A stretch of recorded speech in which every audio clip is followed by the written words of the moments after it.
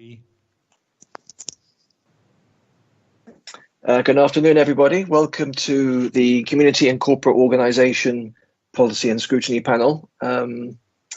We have a wide-ranging and an important agenda today, actually. So welcome members, welcome officers, welcome to any members of the public who might be listening to the live stream or catching up with this later.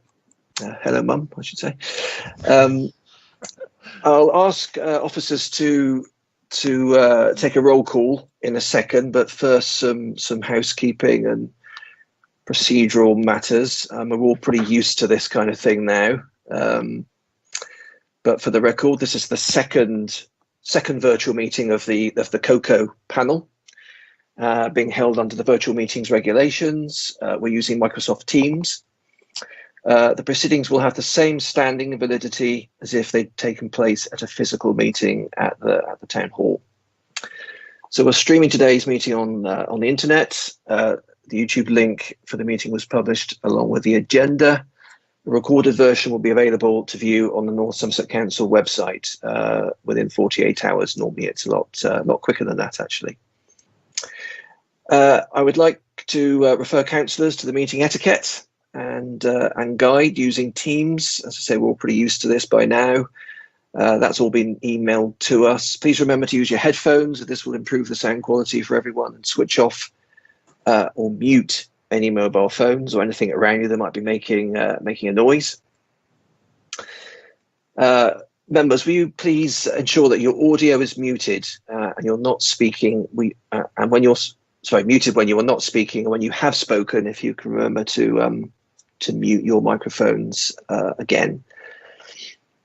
I don't think we have anyone joining by telephone today, so that's good, because that always causes an extra layer of complexity to these meetings. If you wish to speak during the meeting, if you could please indicate by using the chat function, and either myself or one of the officers will spot that.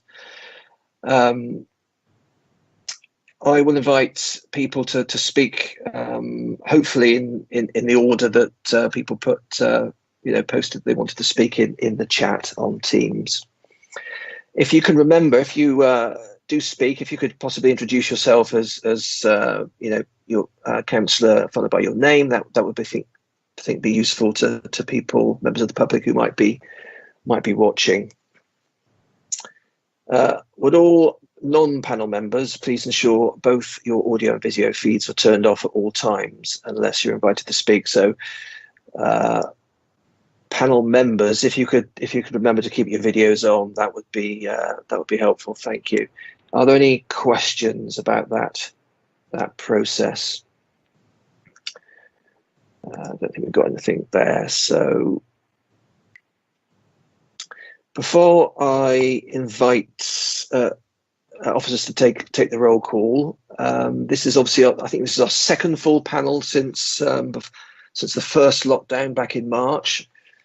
We've got, as I say, an interesting sort of diverse agenda this afternoon, but actually there's been an awful lot going on behind the scenes, which we'll address to a certain extent when we come to the panel's work plan at the last item of this agenda.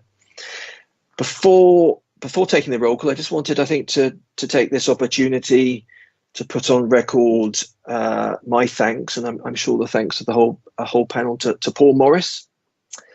Paul has taken the decision to take redundancy and retire from the council, and not before managing to get the CCTV updated.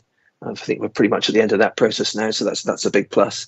Now, in seriousness, we wish Paul all the very best for the future. Michelle or Philippa, I'm not quite sure which one of you is going to do it, but could you take a roll call, please? Yes, certainly, it's Philippa. I'll start at the top of the list then. Councillor Steve Bridger. Present. Jill Butte's given her apologies. John Cato. Present. James Clayton. Lavender. Peter Carew. Here, miss. Mark Crosby. I am indeed. Wendy Griggs. Present. John Leigh Morgan. Councillor Leigh Morgan. I'll come back to him at the end. Stuart McGuillan. Present. Robert Payne's given his apologies. Terry Porter. Present. And Stuart Treadaway. Councillor Leigh Morgan, are you there? So that's the roll call. He's showing as present, Councillor Leigh Morgan. Yeah.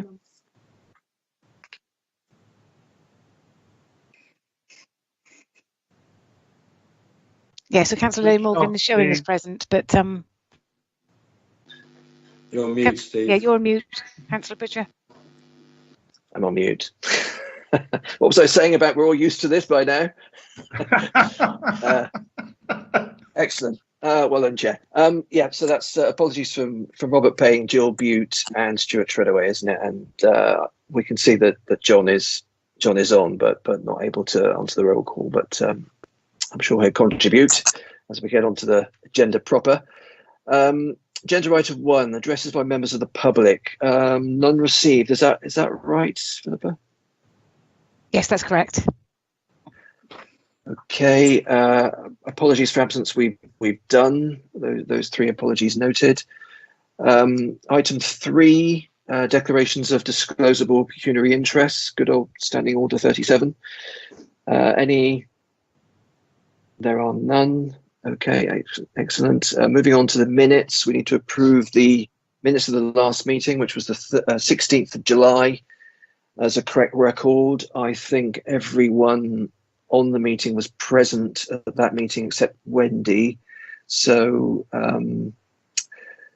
I move we approve those minutes. Do I have a seconder? Second. Thank you, Peter. Thanks very much. Item 5, matters referred by council to the exec or other committees and panels. I don't believe there are any, or there is anything. Is that correct, Philippa? Yeah, that's correct. There's nothing. Excellent. In which case, we'll move on to the agenda proper. Item 6, domestic abuse update report.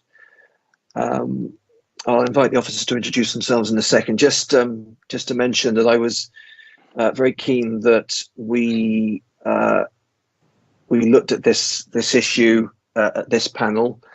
There's a lot happening, given that there's new legislation working its way through Parliament at the moment. I think it's in the Lords.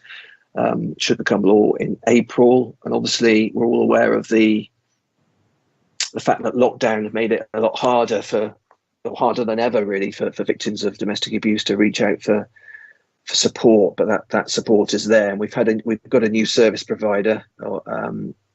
That contract started in April, so lots of things happening. Howard, Becky, if you could introduce yourselves and introduce your report, please. Yeah, good afternoon, everyone. Howard Pothecary here, the Safer Community Service Manager, and I'm here with Becky, our Domestic Abuse Coordinator. Becky, did you want to just say hi?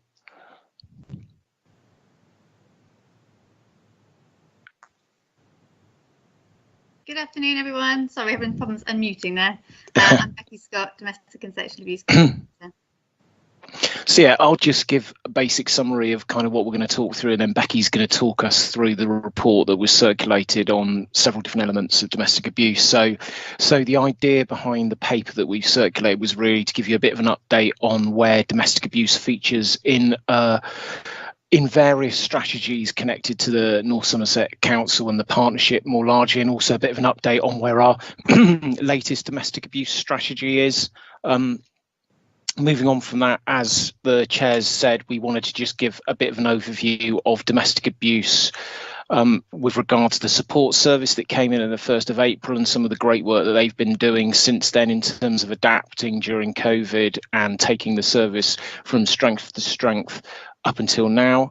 And then just finally, it was just run through the new domestic abuse bill that's coming into law in April, and kind of what some of the implications of that directly are to us in North Somerset and to the services, etc. and then obviously we'll field any questions you have about either any of the reports and anything else to do with domestic abuse. So, so Becky, over to you. Okay, so there were three requested areas for update. The first being the progress of the domestic abuse strategy. In terms of that update, my predecessor Louise Branch has written the domestic abuse strategy, which covers the period 2020 to 2023, in consultation with the domestic abuse strategy group. That strategy has now been signed off by the domestic abuse strategy group. It will need to go to both the Community Safety Partnership Boards and the both safeguarding boards. We'll both need sight of that before it's published. We're just holding off, just on the basis that the domestic abuse bill and the accompanying statutory guidance may require us to make a couple of small amendments. So we're just holding off sending those to those boards and publishing on the basis that we don't want to have to publish again once we've made any changes. But we are working to the strategy, and at the next domestic abuse strategy group meeting, which is being held early next year, we'll be putting together the formalised action plan. My second update relates to the update to the change of service provider earlier this year. So Nextlink took over from Gemini Services as the new provider for domestic abuse services in North Somerset on the 1st of April. They're commissioned to deliver a range of services. The contract is largely similar to that was being delivered by Gemini. But I think it's worth saying, there's some significant added value in terms of what Nextlink are now delivering. There's now extended eligibility criteria, meaning that we are able to provide support for larger numbers of victims. There are extended support hours, so an out-of-hours service means that there is phone support available 24/7. And similarly, there's a live chat facility, which means that individuals who are not ready to pick up the phone can reach out and use the live chat over the internet. And there's been changes to the referral process, which has been really well received by partner agencies. And one of the things that we're seeing is that having a service which is already really well established in other areas across Avon and Somerset is having some really positive consequences for victims across North Somerset. Nextlink also took over the administration of the MARAC in May this year, and very quickly we started to see the benefits of that process being embedded in a specialist domestic abuse service. The administrators worked really hard to get those meetings working really well in a virtual format, and has increased the frequency now, so that those meetings are taking place more frequently.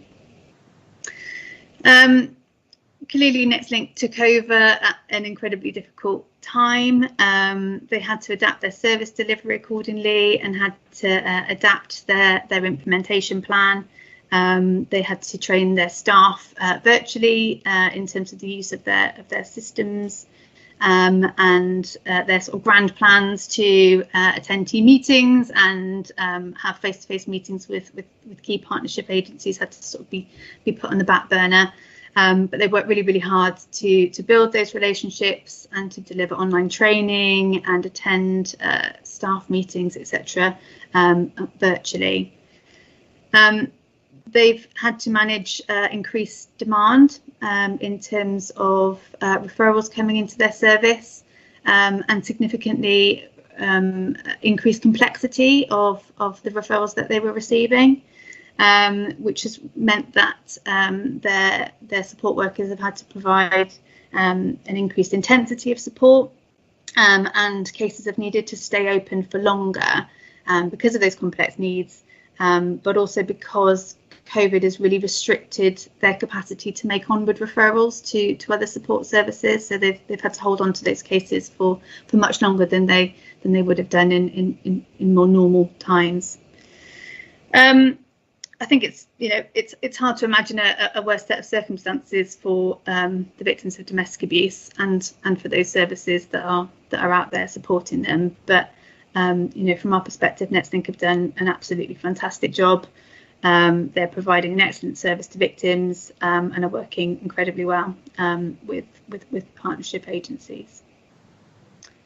My final update then relates to the Domestic Abuse Bill, which is a very welcome and long-awaited piece of legislation, which is due to come into force in April next year.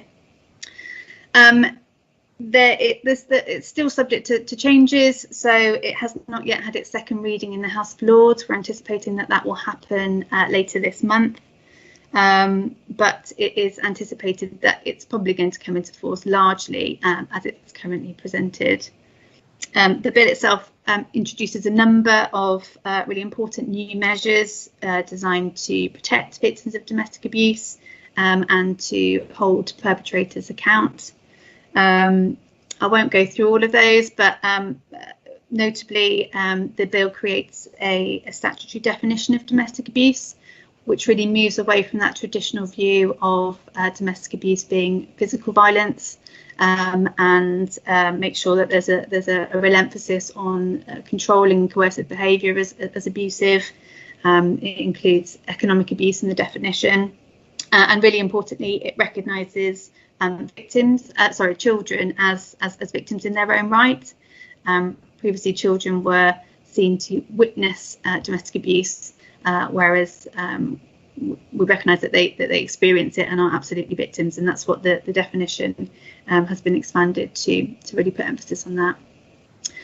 Secondly, the bill creates the statutory appointment of a domestic abuse commissioner, which at the current time is Nicole Jacobs. Her role is specifically to represent the voice of victims and survivors, to raise public awareness of domestic abuse, and to do a wider mapping of services to address the current postcode lottery, which currently exists for victims wanting to access support. Moving on to the provisions in the bill which directly affect the council, there are two specific statutory duties which the bill will bring in. The first of those is a duty on local authorities to provide support to victims and children in refuges and other forms of safe accommodation. So at the moment, the level of refuge and associated support provided by local authorities is left to that individual authority to determine. What the government intends to do is to establish a standardised means of needs assessment, through which authorities will be able to determine the appropriate level of provision for their areas. The government have been very clear that they will be providing ring-fenced funding for local authorities to undertake this duty. At the moment, we haven't had sight of the finalised needs assessment, so it's not currently clear as to what this is going to mean for North Somerset in terms of whether our current level of provision is adequate, and what changes, if any, are going to be required to the support that is currently being provided. Similarly, we are not yet clear on the amount of money that is going to be made available for local authorities across England and Wales, but also specifically for North Somerset to be able to deliver. The second statutory duty on local authorities is to convene a local domestic abuse partnership board, whose role it is to support the local authority in meeting this support duty. The guidance, such as it is at the moment, is very clear that local authorities have got flexibility in terms of utilising existing structures that they have in place. The Domestic Abuse Strategy Group, which I mentioned earlier, is the nearest body that we have to this in North Somerset at the moment, and it's been up and running since 2010. what the bill really does is it provides us a really good opportunity to refresh the membership and to refresh the terms of reference for that group and make sure that the key agencies responsible for tackling domestic abuse across North Somerset are represented there, and they're able to kind of support the local authority in their role in delivering on this duty. So in terms of our next steps, as I said, we're working on refreshing the membership of the domestic abuse strategy group.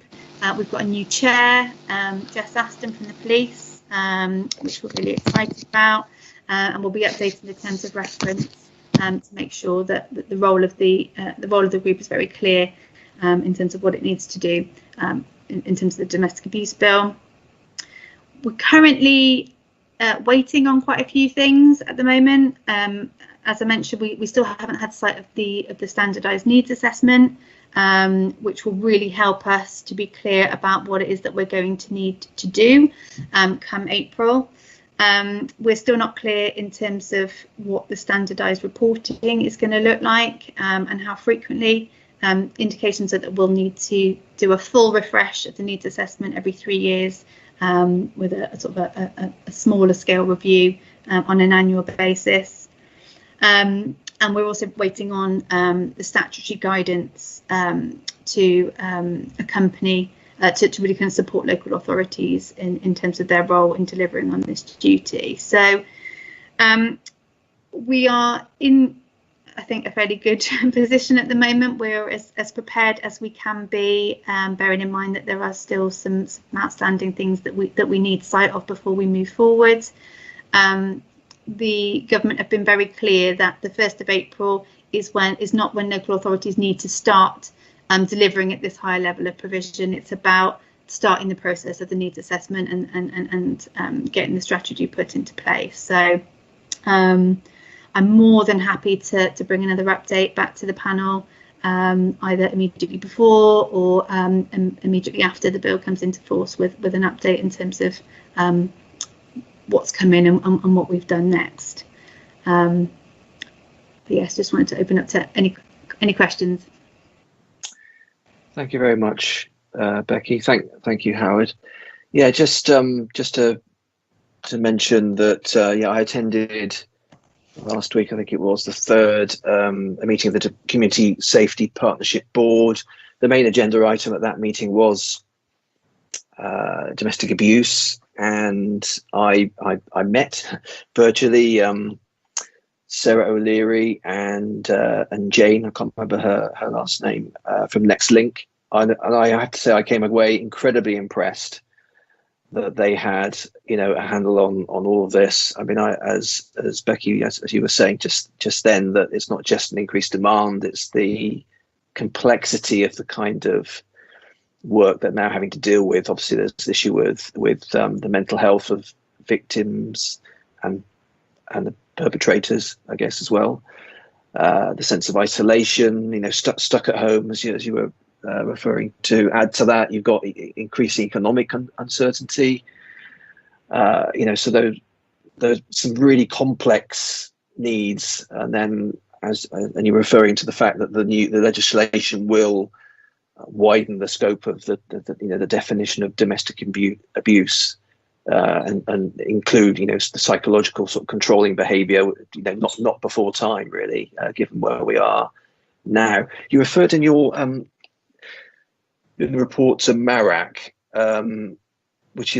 that's the Multi-Agency Risk Assessment Conference. Is that what that stands for? Yeah. Yeah. And that, could you just, in a sense, to just explain what MARAC, what that is exactly? Yeah, absolutely. MARAC is the multi-agency process by which risk is managed for victims who are at high risk of serious harm or murder. So it's the most serious domestic abuse cases that require a multi-agency intervention to put in place safeguarding measures immediately to reduce risk. Okay, thank you. And you mentioned one of the things that we need to put in place with the bill is Domestic Abuse Partnership Board, and for that we're going to utilise the Domestic Abuse strategy group, which you said's been in force since 2010, I think you said, Becky.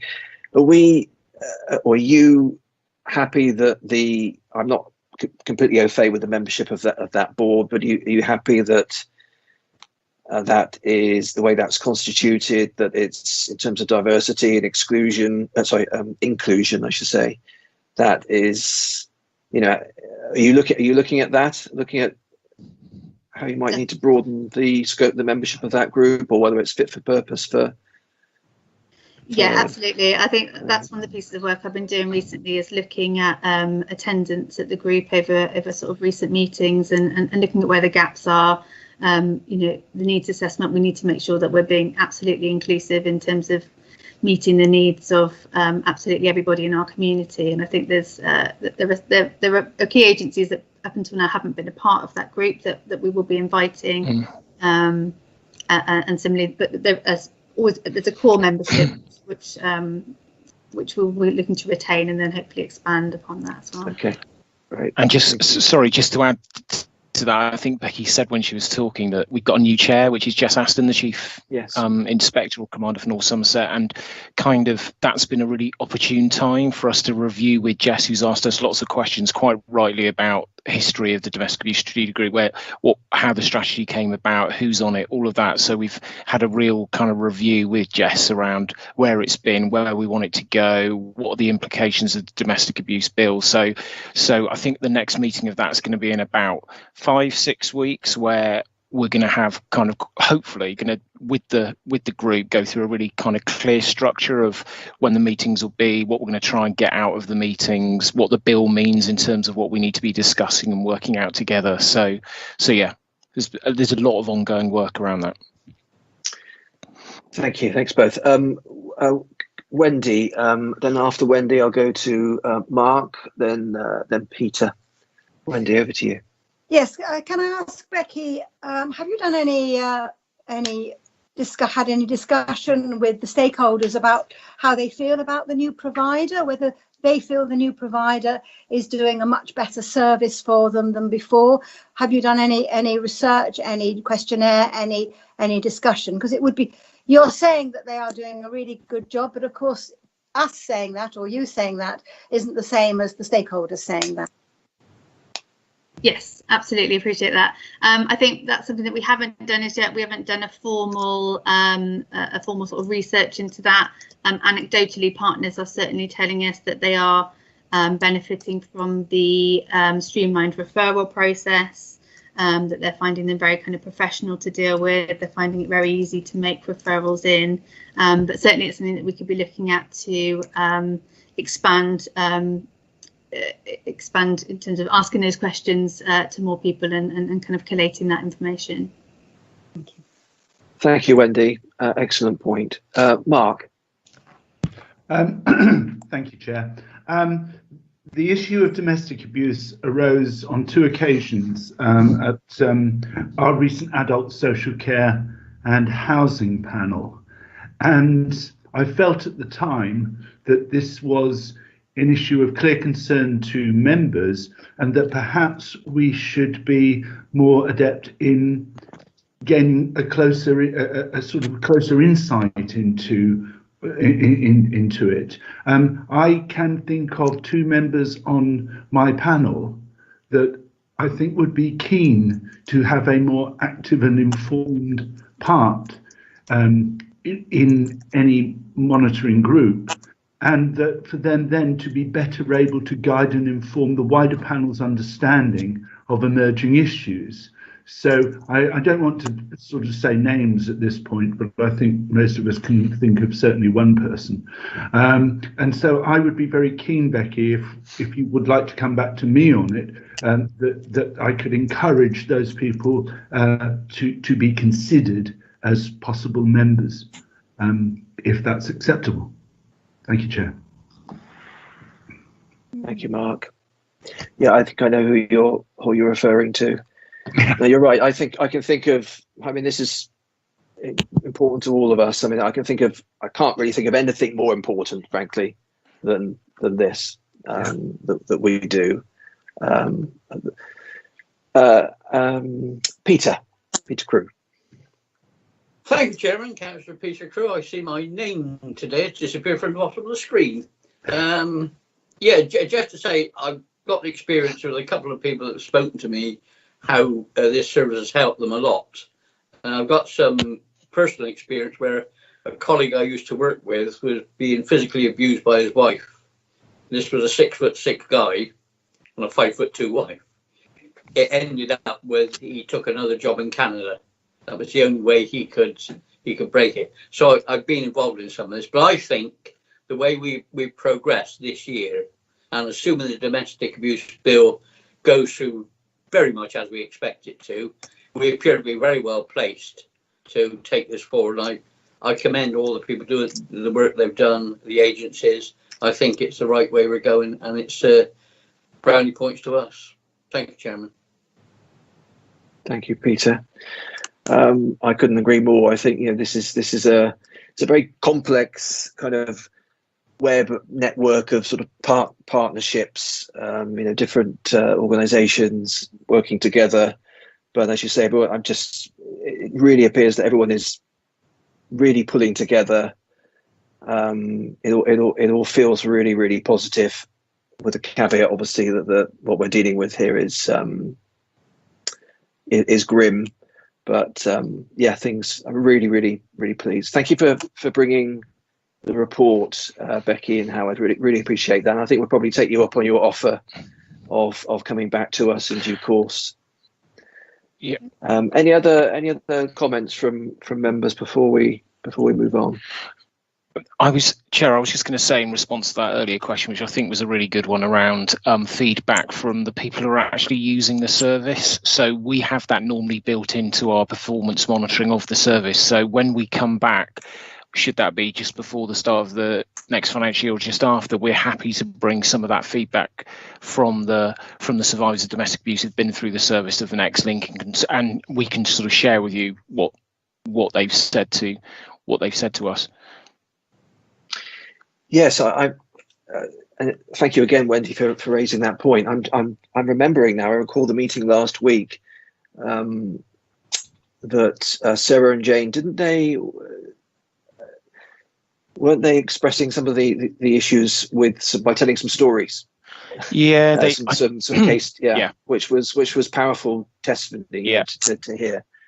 I think it's that kind of thing that is very impactful, really compelling, brings home to people just the breadth of the impact of domestic abuse. So yeah, thank you. That would be great. Thank you very much indeed, both of you. And Councillor Crosby has his hand up again as well. Mark. Sorry, I'll be brief. I just wanted to extend my thanks for the report, primarily because it reminded me that children are victims of this. And for me, that was, in my current old age, was a timely reminder. Thank you for that. Thank you, Mark. Yeah, thank you very much. Okay, item 7 on the agenda, Climate Emergency Progress Report. There's two things here. There's the actual progress report, Nikki's report, but also an interesting annotated version of the strategic action plan that we've also received, Annex 1. So that's on your iPads, and if you've got the combined PDF document, pages 27 to 33. So we are lucky to have Nikki Webb, who's our Climate Emergency Project Manager, with us. Welcome, Nikki. Thank you for bringing this report. Again, just to preface this by saying that we were keen, I think, one of the things we were keen to understand was not just how we were doing, but as I was saying in an earlier meeting, if we scratch the surface of North Somerset Council, would we see genuine change, transformational change? Were we embedding real change, or was it business as usual? And I think the answer is that it's not business as usual. We are really making great strides, particularly on the carbon literacy front, but Nikki, over to you. Please present your report. Thanks very much. I've got a few slides as well to support, and then you don't have to stare at my face the whole time, so always fun. And when you say about sort of embedding it into the culture, I think it really is changing now, and it's a slow process. There's a huge amount to do, but there is definitely transformational changes is beginning. So thanks everyone for inviting me here today. So this report is coming in preparation for a full council update in January, but Steve and I discussed that it was quite useful to come to you before as well to talk in more detail.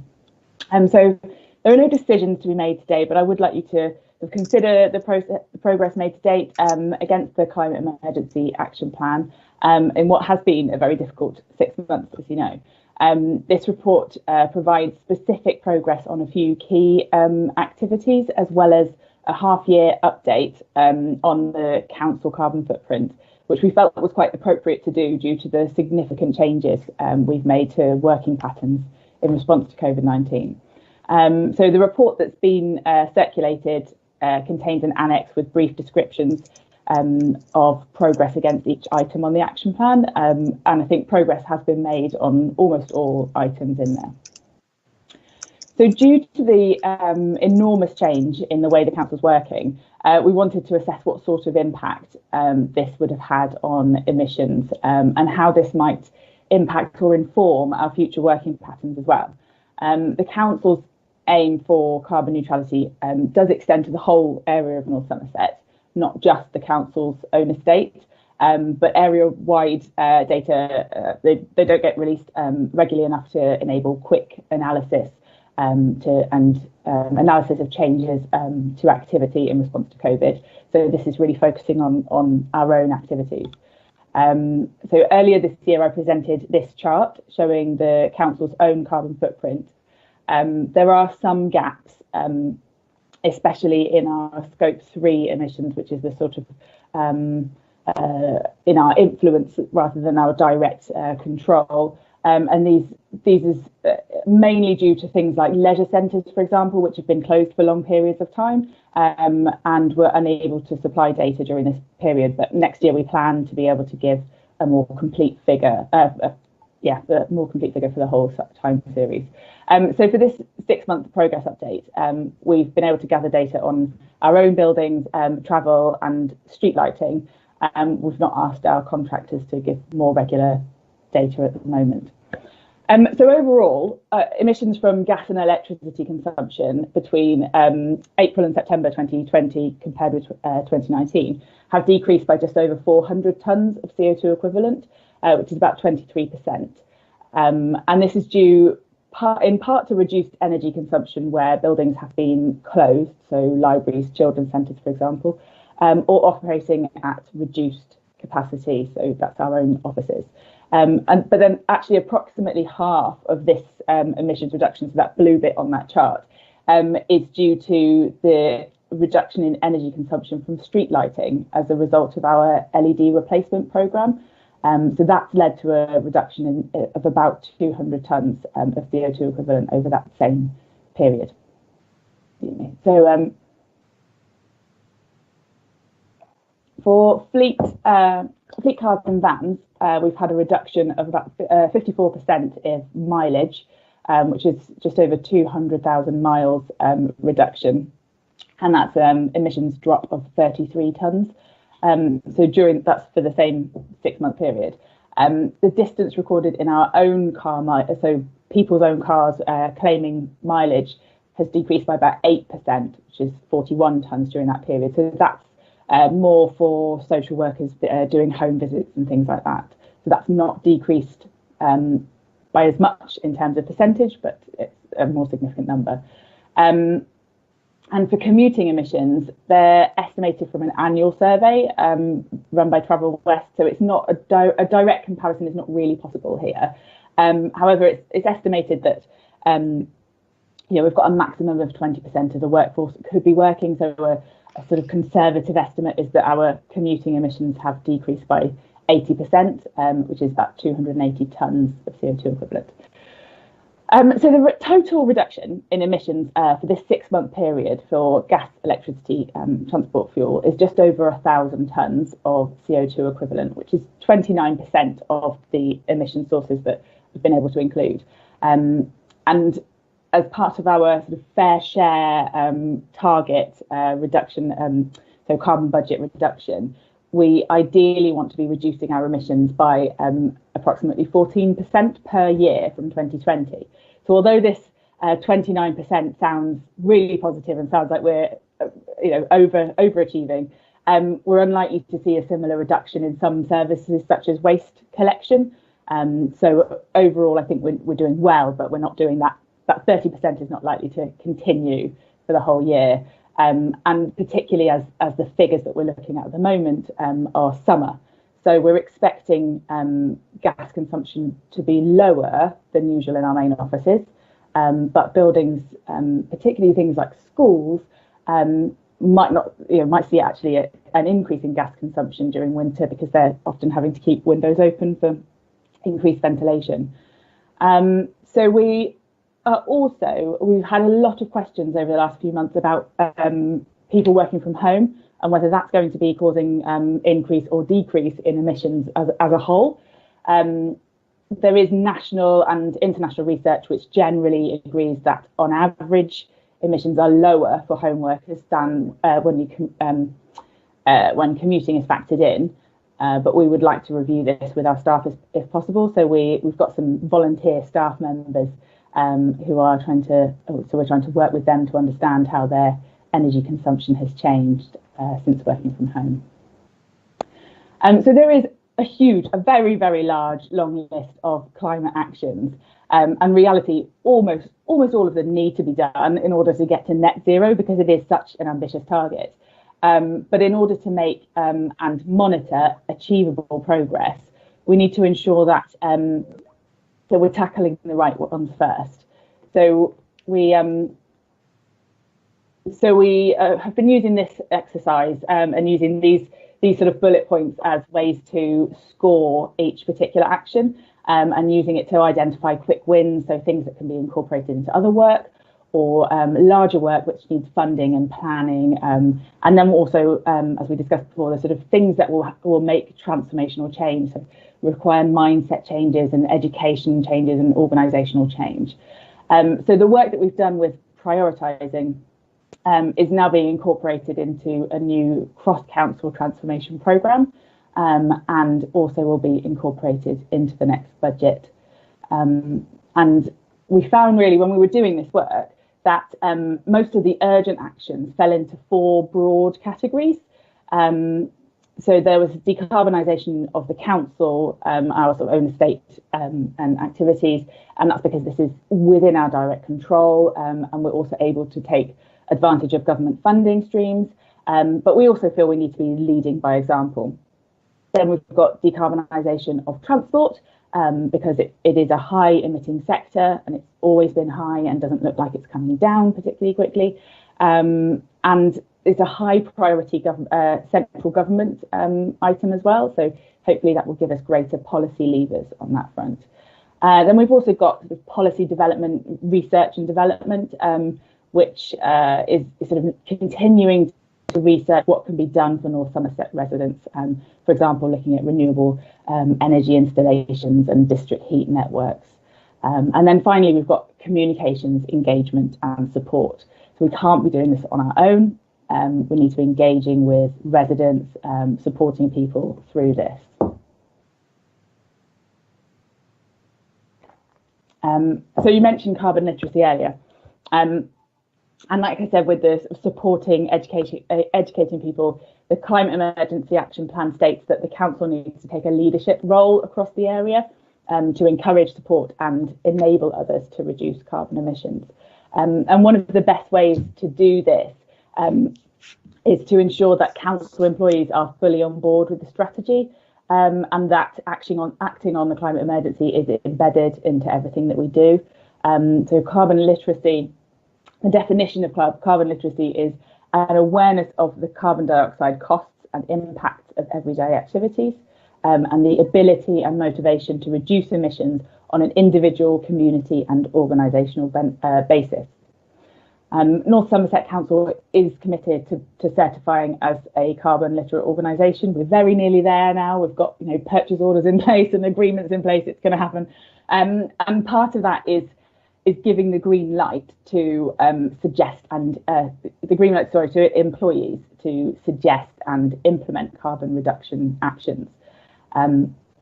So, like you said earlier, Councillor Bridger, we started that process in October with a day of training facilitated by the Centre for Sustainable Energy, and that was aimed at members and senior officers.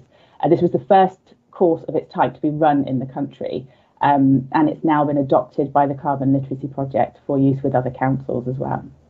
And then following on from this, we've got a carbon literacy for officers training course, which is being rolled out now, and in the future it's envisioned that this or similar course will be offered to new starters when they begin at the council. And the training that is being received brilliantly already, as a direct result of the CSE training, our CEO and leader have both asked to be updated directly, at least quarterly, and they wish to play a much more active role in climate emergency work. And then my first cohort of officers completed their training this week, and they've come away with some really inspiring ways of incorporating climate and environmental awareness into their roles, which just couldn't have happened if it was just initiated on a top-down basis alone. I thought I'd give a little bit of a transport update. There's a huge amount ongoing at the moment in transport in North Somerset, and many of these will have come to committee already, and I'm certainly not the right person to be talking in great detail about all of them. So just a really brief update from a climate focus now. Nationally, there was updated guidance for cycling infrastructure published in July, and this set out for the first time that cycling has to be placed at the heart of the transport network. So it's no longer to be treated as marginal or an afterthought or just a leisure activity.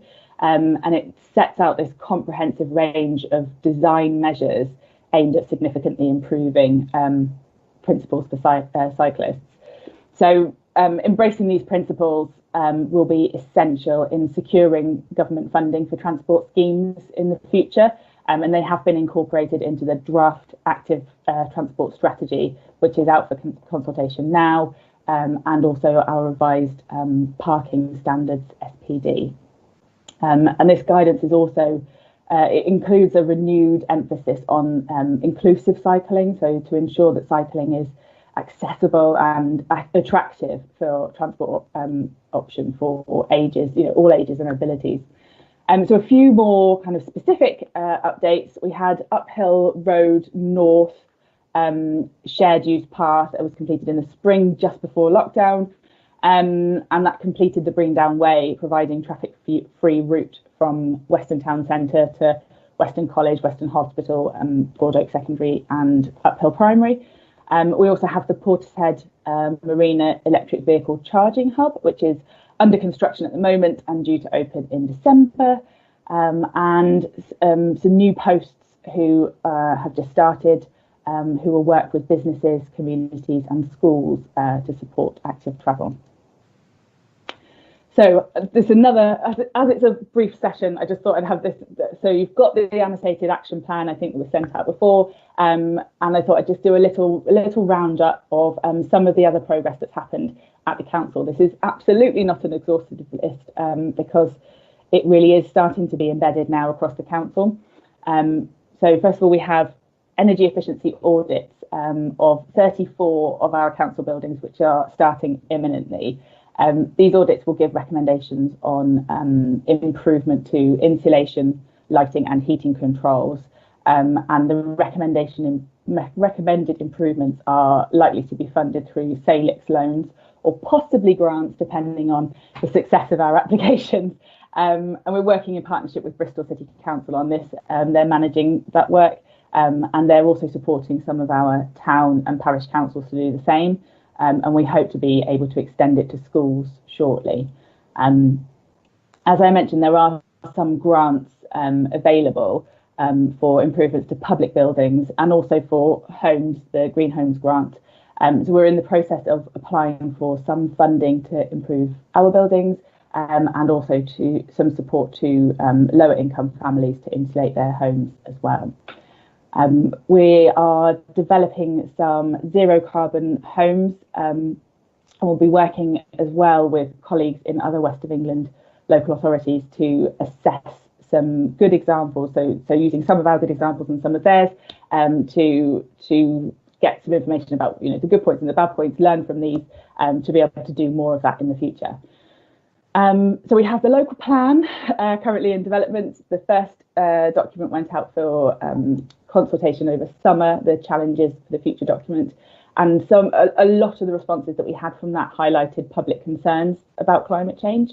So this has been taken forward into the choices for the future consultation, which is happening at the moment. The choices document outlines 4 spatial approaches and responding to the climate emergency and developing in a sustainable locations are really key priorities. And we're working with consultants on a shared project with Baines and South Gloss to assess the potential for renewable energy generation. So that's heat and electricity as well across all 3 councils. And this work should be complete in the spring, and it will be able to inform some of the next steps for the local plan and unlock, hopefully, some government funding for renewable projects. Oh, this is a lot, isn't it? So we've recently updated the climate emergency webpage. Details of the strategy and action plan are in there, as well as useful information for climate actions for the public. And we have the rewilding work and green infrastructure strategy, which you'll be hearing about in a few minutes. So I think that's all from me for today, but I will hand over and let anyone ask any questions. Thank you, Nikki. Thanks very much. As you say, it is all-encompassing. I mean, we do have we have greener as embedded within our corporate plan as one of the 3 key themes, a green thread running through everything, if you like. A couple of things from me before I open it up to members. I mean, you mentioned the active travel strategy, as you say, it's out for consultation. I mean, I think my understanding is some of the bids or some of the criteria behind the bids that we're putting in. I mean, the government don't just want us and other councils to come up with suggestions for the odd cycle lane here and there. These are truly transformational projects, large-scale projects that they're looking for. I mean, it was slightly depressing. I'm not sure if other members and officers saw. There was a report. News item last week I spotted from a survey. I think it was from the RAC, so it might have been loaded, but it was talking about how a pandemic or people's responses to the pandemic had put back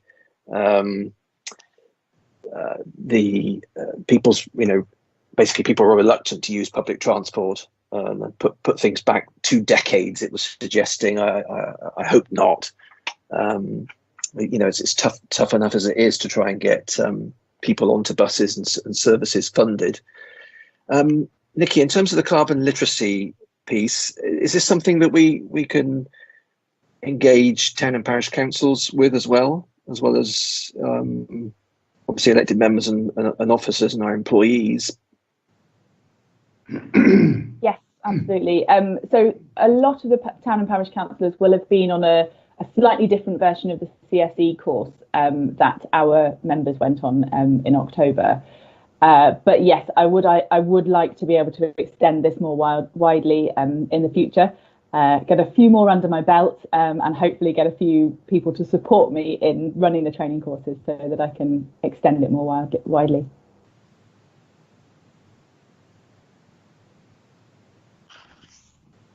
Can't hear you, Steve. I think you're muted. You're muted. Thank you, Mark. We'll go first to you, Mark, I think, and then John Cato, and then Stuart McQuillan, Vice Chair. Mark. Thank you. This is with my Clevedon hat on. I live relatively close, well, certainly within a 5-minute walk of Castlewood. And next, just across from Castlewood, is the Old Inn. And the Old Inn, the back of the Old Inn, if you've been there, looks directly at Castlewood. And in the evening, it is a regular source of discussion as just how much energy that building is using / wasting. I'd like to be able to, once we move back to whatever normality is going to be able to have some responses for towards that conversation. The other thing is raised by people in that sort of grandiose committee out the back, is that many of them who work in Bristol pay for parking. And in some cases, the money generated for that parking by those companies is contributed to carbon-related projects. Is that something that you would be able to encompass in your review of Castlewood and its carbon use in the future, given that that's probably our biggest building, I would imagine? I won't go further, but that's a point I'd like to raise. Yeah, absolutely. So we are also it's linked with the climate emergency, but not directly because of the climate emergency. We are undergoing an asset strategy at the moment, looking at how we work, and particularly now that we're not using our offices as much, where is the right place to be working and how many buildings we need. Castlewood does use an awful lot of energy, and it is being included in these energy efficiency audits, and I'm hoping that we can find some very quick wins and then maybe some longer term wins as well. When you say at night you're looking at this, do you mean that there are an awful lot of lights left on there, or just in general it comes up in conversation? To be honest, it varies. It varies as to the number of lights that are on. And of course, the police, there is a relatively small police attendance there. But as I say, I think the growing issue relates to the free parking. That's something that increasingly, as I say, commuters to Bristol will say, or have said to me in the past, why don't you charge for the parking and then pay for more buses? That's what's there. Indeed. Local opinion. It's a very hot topic at the moment, I think. Yeah. Nikki, you touched there on the assets and accommodation strategy. We've got an all-member, we're just setting up an all-member briefing on just that very thing for early December. So, Nikki, could I ask you to take down your? Person to give you lots of information about that one.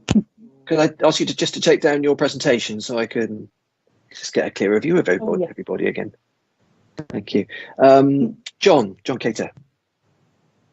Thank you very much, Chair. I just want to, as you will know, I've been pressing for positive action on this since I asked it exactly in February, and keep pushing on this. And I just want to say, Nikki, that I'm so pleased to see what progress you've been making in putting this all together, and the logical structure that's going in behind it, and the engagement of the officers, and the training, and the carbon literacy, and the way in which, by doing it ground up, it's actually having such positive impact. So I just want to appreciate everything that everybody is doing, yourself and all the other officers. Yes, totally pleased with the progress you're making. Looking forward to hearing about more progress, of course, because there's a lot to do. But thank you so much. Thank you. Thank you, John. Thank you, John. And I'll seconded. Who's next? Stuart. Thank you. Definitely unmuted. I'd first of all just add my thanks to Councillor Bridger and Councillor Cato. It's a good report, and thank you for it, Nikki, and all you've done. I know it's an uphill struggle at times. A couple of things on the slides jumped out at me when you looked at the prioritisation of projects. Two questions on that really. One is, does COVID affect the way we prioritise these, and particularly, do we have to look at them differently to try to prevent a sort of a carbon footprint bounce back when everyone rushes to go back to normal? And secondly, one of the points on there interested me when it talked about social and political acceptability, particularly in light of Rachel's talk earlier about us needing to deal with some of these complex and slightly unpopular problems, and obviously in light of the recent consultation over car parking and indeed what Councillor Crosby has said about charging for parking. I think I get why we're prioritising easier wins and more palatable subjects, but we are going to have to tackle some of these thornier ones soon. Thank you, Stuart. I absolutely agree with you, Stuart. It doesn't, if things are scoring badly against the sort of acceptability, it doesn't necessarily mean that they don't get done or don't get done soon. It just means that there's a different sort of preparation, I suppose, that's needed for those bits of work. Very, very diplomatically put. Thanks, Nikki. Thanks, Stuart. Terry Porter. Yeah, thank you, Chairman. Yeah, I just wanted to compliment the ones that organised that climate change working group. It was very good. I wasn't too sure about it when I came, but I found it was actually very interesting. But when you show the figures for this year to last year, what you want to do is work out your own carbon footprint for this year and last year. If I use last year's, I'm not so good, but if I use this year's, it's brilliant because you're not flying anywhere, you're not using your car. There is a vast difference. So I think you'll find that, unfortunately, a lot of it, if the vaccinations come in, a lot of it will go back up again. But let's hope not to the level it was before. But certainly it's worth passing that out to people. I haven't done my form, I must admit, because I wasn't interested in a bit of paper to go with it. But I thought it was a really good. The lady who presented it, she was very good. It was very easy going, but includes a lot of information. So well done for that. And I'm sure the other staff will enjoy it when they go to it. Thanks. Yeah, it was excellent. Any other comments, members? The only other comment in chat is from Councillor Leigh Morgan about the use of maybe sensors around Castlewood to activate the lights when there's movement, which my understanding was that was in place already, but we can certainly find out about that one. Yeah, noted, John. Thank you very much, Nikki. Thank you again. Yeah, fantastic work. We are so lucky to have you on board. Right, moving along. Item 8 on the agenda is the Green Infrastructure Strategy. The officer presenting that is John Flanagan, our Community Environment Service Manager. Welcome, John. Another regular appearance at COCO. So this is a high level, big piece of work, and which we're going to be going out to public consultation on in either side of Christmas, I think, aren't we? But over to you, John. Thank you, Councillor. Good afternoon, everyone. Members will recall that I've been bringing issues about green infrastructure strategy to the panel for a little while. And some of the key things that we've spoken about beforehand is our definition of green infrastructure, the 8 key objectives that we're looking for, and the issue that we want to address the district in 3 levels: the land that we own, the land that other people own, and how we deal with planning applications. And in the report, I shared an executive summary of the proposed strategy. The actual strategy is really quite a big document, and we haven't quite finished working on it yet. I'm not going to apologise for it being a really massive document, because we haven't done anything like this for such a long time that I think it's really important to collate all the information and get it all in one place. And a lot has moved on. There's lots of different thinking about green infrastructure and how all the different elements are connected. So there's a lot of information that we need to share. I'm going to try very hard to make sure it's plain English so it's understandable, and when it's out for consultation, we'd really appreciate comments on that to make it more readable and understandable. We've asked some questions for people to think about. Be really interested in the panel's idea around the consultation and making sure that we've got our objectives lined up, how we want to present them.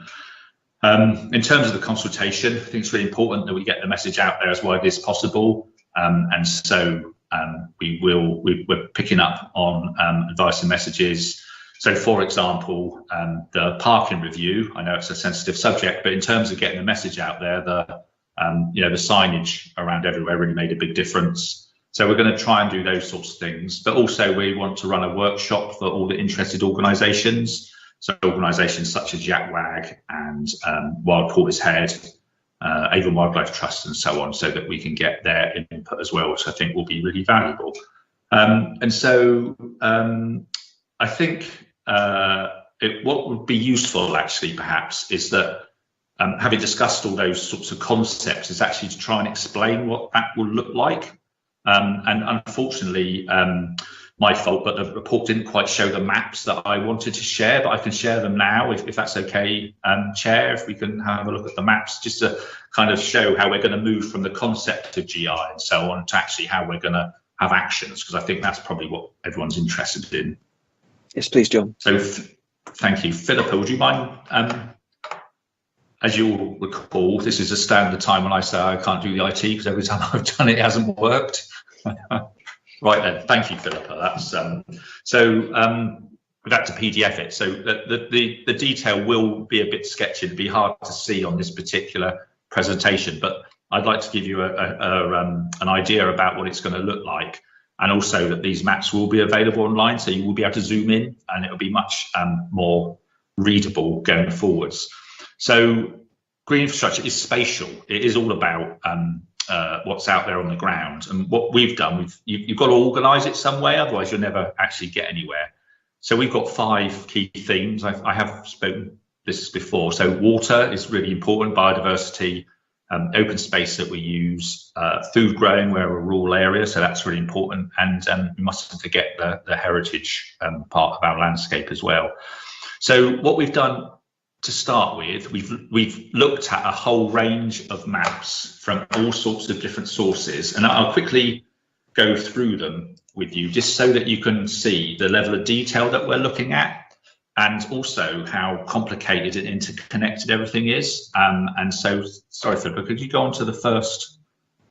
So this particular map, it looks at water in the area, and I apologise again, it's hard to read the index, but some of these colours are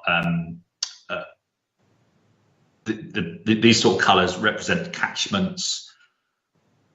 We've got other areas where there's the main waterways and so on. So what we've done is we've mapped all the key water assets in the area. And if we could go on to the next one, please, Philippa. So this map is very busy, and you see if we could layer all on top of each other, there probably wouldn't be any white showing. But this particular map's about all the biodiversity and habitats. So it picks up the sites of special scientific interest, wildlife sites. It picks up areas of important areas of woodland. It picks up where the West of England Nature Partnership have identified nature recovery networks. And again, you see that North Somerset has got lots of really important biodiversity and habitats that we hope that our strategy will help enhance going forwards. Can we have the next map, Philippa? I'll try and race through these because, like I say, it's hard to see. So this one is all about goes kind of addresses the biodiversity element and talks about habitats. So we're talking about grasslands, salt marsh, the levels of moors, coastal grazing, and so on. So that's more data. Sorry, the next one, Philippa. We've also, there's a thing called the National Tree Map, which uses LiDAR, where they collect the data from an aeroplane. And so this identifies all the trees in North Somerset. And again, it's electronic, so you can actually zoom in at street level and pick out individual street trees if you want to. But this again helps us, and you can see where some of the lines of woodlands are, especially across the north of the district and in the centre there, and you can see where there are gaps and where we'd be looking to join those gaps, working with landowners, the Forestry Commission and so on, to make sure those networks are complete. The larger the network, the more biodiversity it can handle, the more sustainable that is. If the next one, please, Philippa. So green infrastructure isn't just about water and habitats, it's also about how we get around. It's really, our access around the area is really important. So we've identified lots of key aspects. And again, because of the scale of this, we're zoomed quite a long way out, but again, you can zoom right into individual public rights of way. The next one, please. So this picks out food growing areas. This is data picked up from Natural England and their stewardship scheme and so on. And again, so we've got to be careful when we're looking at our green infrastructure that we don't decide to promote the planting of a woodland, for example, on prime agricultural land. So it is necessary, again, for us to think of those sorts of elements. There's just a couple more of these to go through. So we've got, so the next two relate to landscape and heritage. So for example, at the bottom of the map there, you can see the mendips and how important they are. And some of the other areas relate to historic parks and gardens, so Ashton Court and the north of the district and so on. And then finally, in terms of the data, this just identifies the number of individual monuments and listed buildings there are across. And again, it's important that we recognise all these different types of landscape to make sure that when we make our decisions, we're really fully informed and we know what's going on. So that's the background data, and that, I think that is really important to be able to see. And then I've just got a couple of slides just to show how we are proposing to translate that into actual action on the ground. So I've just picked out a couple of examples. I picked them out at random, and obviously there's the whole consultation and so on for us to go through to see whether we go forward with them, but we've got to start somewhere with ideas. So Philippa, could you do the next one, please? So this is picking out water opportunities. And so these are the maps that I was showing you earlier on around what we can do for water. So I've highlighted a couple of just examples. So the top one, there's a project that Avon Wildlife Trust are leading on, and BACP is the Bristol Avon Catchment Partnership. There's the opportunity to improve the wetland in that particular area, and the one at the bottom is about the North Somerset Levels and Moors project, which is a really massive opportunity to help improve the biggest kind of landscape characteristic of our region, of our district. But for each of these little marks you can see on the map, there's proposed projects there that would enhance green infrastructure. So there's a lot of detail behind all this information. There's just a couple more of these. If you go to the next one, please. So I mentioned earlier on the tree map, all the woodlands, and you can see the brown lines there. They're potential links in terms of linking woodlands and improving nature recovery network. And so again, there's some level of detail in here, which I've highlighted about connecting fragmented bits of woodland. And some of them are, ancient woodland or woodland associated with SSSI. So we would need to work with third parties. We need to be working with the Forestry Commission, but it does go to show that there are some really good opportunities to enhance the green infrastructure in North Somerset. I think there's one or two more. Again, so it's not just about woodland and water, it's about grassland as well. So there are some networks, especially related to pollinating and the Beelines project, which some of you may have heard about, which was kind of initiated by Bristol, I think. And again, so at a high level, these just look like squiggles across the map, but we can zoom in and look at the key areas there to see particular areas that might need improvement or where we could work with other parties. And the final one just picks up access. And I think there's one here, the one that I've highlighted is there's a gap in the network, which the map clearly shows, and extending the Strawberry Line would be an action that I think most people would probably support, but it's important that we identify these. And then, so that's all the maps. Thank you for that, Philippa. But what I'm trying to demonstrate in the final document that'll be out soon, there's going to be a lot of data, lots of proposals around actions, and I think that data gives it a robustness that will help it support as evidence for the local plan, for example, but also for future grant applications and anything else kind of green infrastructure related. So yes, again, sorry about the quality of the maps, but like I say, in real life, it'd be much more accessible. No, thank you for the maps. I mean, I go weak at the knees with maps. I could lose myself for hours with maps. So Philip has volunteered to send those round to us. So I look forward to that. I'll free up a day. Thank you for that, John. Are you okay to open this up now for members to chip in? Absolutely. We'll go first to Stuart. Stuart, you kick us off, please, and then Mark. Okay. Thank you, Chair. Thank you, John. That's really useful. I must admit, although I understand the technical definition of a green infrastructure strategy, the maps really help me understand what it is and what it means in context. And I think it's a really important part of the puzzle in terms of informing the local plan, informing habitat restoration as part of the nature emergency, and I'm assuming also it will help inform future wilding work. That was one question. In the consultation as well, that's the second question, sorry, will parish councils, because I know that Long Ashton Parish Council are keen to identify their own areas of land that they want to green, will be able to suggest their own areas, and obviously they'll have to look at the ownership of land, whether it fits into the ground vision, but I assume that will be encouraged, even if we have to say, well, that might not be the best area to do it. But I think that this strategy and making sure the community are really engaged with it and own the maps and feel like they're taking ownership of it, I think would be really key to moving the wilding and nature restoration projects forward. So yeah, thank you for that, and look forward to more coming. Thanks, Stuart. John, let's go. Hold fire for a second. Let's go first to, if it's okay with you, we'll take questions first, and then you can take them all. Mark, and then Peter. Thank you, John. You mentioned that you were hosting a workshop in the near future, and I wondered if you haven't already considered it, but whether you would include North Somerset Beekeepers Association in that. As you're probably aware, there is a considerable amount of work being done nationally and regionally in terms of pollinator diversity, something that absolutely grips me.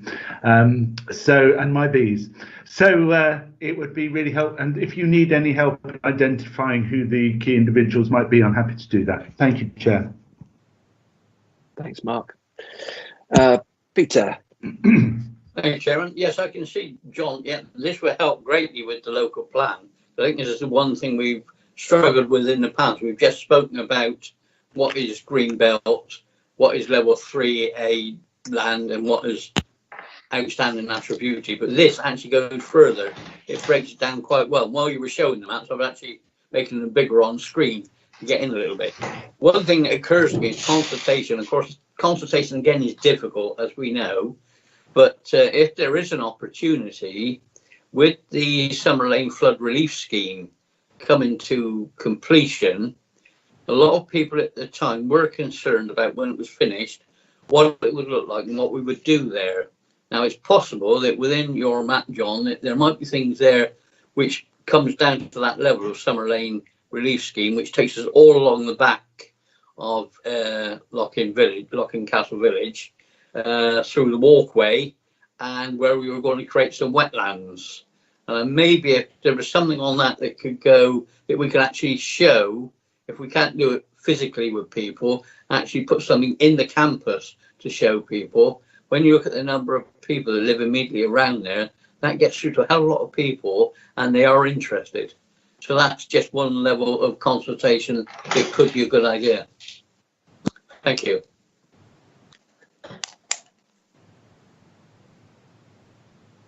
Thank you, Peter. Back to you, John. Do you want to respond to the comments you've heard so far? Yeah, thank you. So yes, so the maps will help inform our rewilding, absolutely. The next stage, because I think we've we're kind of just finalising, and I think hopefully by the end of next year we'd have done our initial planning around, initial work around rewilding and the whole nature recovery network, which is really, really important. And I think these maps and our strategy will help us expand them.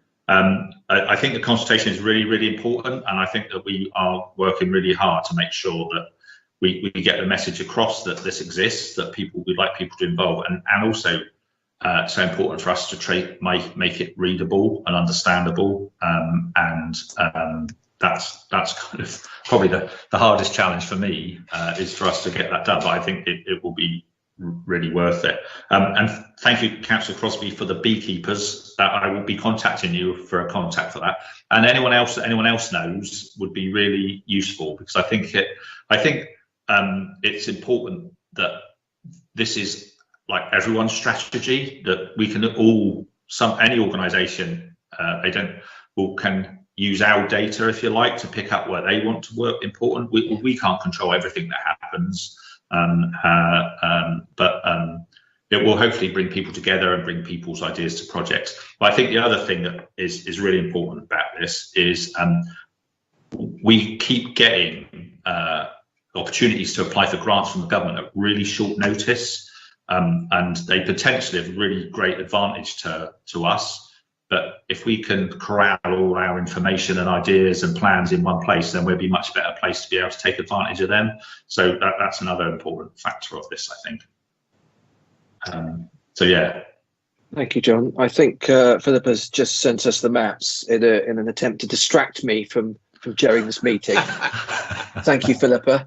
No, I think I think if the maps can be incorporated into what goes out for public consultation, that would be great. And then just before this meeting, John, we were, Vice Chair made a point, didn't he, about if we could pull together, I don't know what it would look like, but I'm a visual person, sort of a one-pager, just talking about the hierarchy of documents, of strategies existing and in formulation that we've got, because as you went through the maps, you were referring to quite a number of those strategies. So again, I think if you, as you were saying, the actual strategy itself will be a large document, but I think if accompanying that there can be maps and things that bring it to life, I think that would be really, really useful. And I think we'll get a much better engagement with the consultation. But as you say, a lot of this is incredibly important for backing up bids. We seem to have to bid for, probably quite rightly, for everything these days, and to make the case, make the business case, make the environmental case, whatever. I think this is really, really good stuff. John, Cato, and then Terry. As quick as you can, please, guys, because I'd like to move on to John's next item. Thank you, Chair. Absolutely. Very quick one, John. If you'd like any input on designing the consultation, I'd be very pleased to help. My background is in usability and user experience, so if you want me to, I can bring some thoughts to it from that point of view. Thank you. I've written your name down.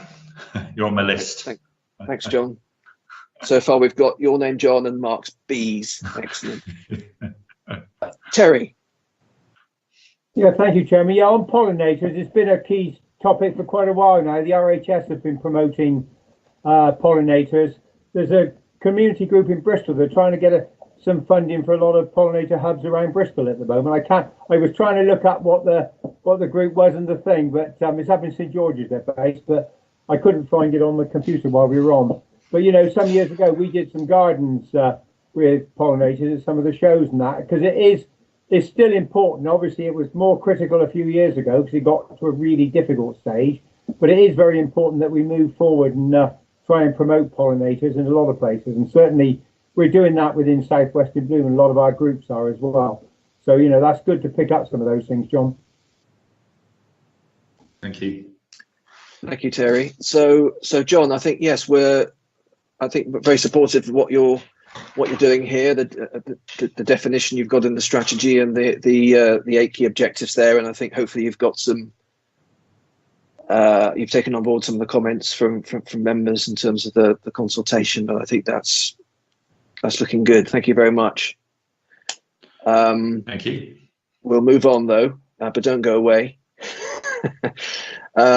Ash Dieback disease report. So this is something that you flagged just very recently to me, John. Something that I think we're all obviously broadly aware of as a problem that's coming. But I think probably what you're telling us here is it's arrived sooner than we think, and at a larger scale perhaps. But would you like to just introduce your report, please? Thank you, Chair. So yeah, this isn't quite such a good story as a GI strategy, I'm afraid, but I think it's good. It's timely now to share with members ash dieback and what the impact it will have environmentally on a landscape level and as a cost implication to North Somerset as well. And just in the background, Kathy Lynch has joined us, so she's our new Principal Tree Officer. You might not have all met her yet, but if you ask me too many difficult questions, I'll be referring them to Kathy. So I don't know, Philippa, could you, we've got a little bit of a slideshow to show you about this. I think some of the pictures in there will help us understand ash dieback a bit more clearly. Oh, hang on, bear with me, I'm trying. Whilst that's happening, a formal welcome to Kathy.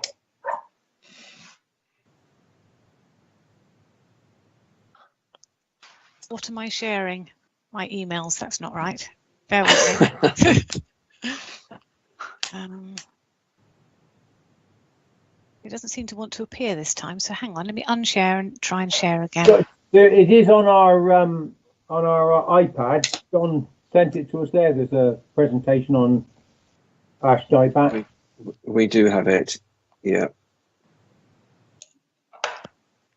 So I could... Okay. Sorry, John, it doesn't seem to want to. Brent is on as well, and he might be able to. Brent, would you mind if I stopped trying?